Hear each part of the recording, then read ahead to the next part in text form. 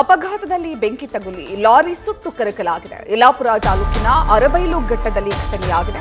Ethanol ತುಂಬಿಕೊಂಡು lorry ಹೋಗ್ತಾ ಇತ್ತು. ಈ ಸಂದರ್ಭದಲ್ಲಿ ಅಪಘಾತವಾಗಿದ್ದು ಸುಟ್ಟು ಭಸ್ಮವಾಗಿದೆ. ಲೈಟ್ ಕಂಬಕ್ಕೆ ಡಿಕ್ಕಿ ಹೊಡೆದು ಲಾರಿ ಪಲ್ಟಿಯಾದ ಪರಿಣಾಮ ಬೆಂಕಿ ತಗುಲಿದೆ. ಇನ್ನು ಬೆಂಕಿ ತಗುಲಿ ಹೆದ್ದಾರಿ ಮಧ್ಯದಲ್ಲಿ ಲಾರಿ ಸುಟ್ಟು ಕರಕಲಾಗಿದೆ.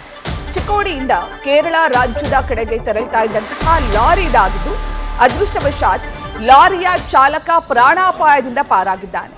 ಬೆಂಕಿ ತಗುಲಿದ್ರಿಂದ ಕೆಲಕಾಲ ಹೆದ್ದಾರಿ ಸಂಚಾರ ಅಸ್ತವ್ಯಸ್ತವಾಗಿತ್ತು.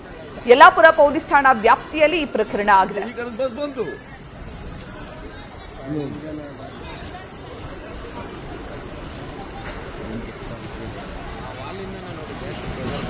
ಮನೆ ಇಲ್ಲ, ಮನೆ ಉಂಟು, ದೇವಸ್ಥಾನ ಈ ಕಡೆ ಬರಲ್ಲ.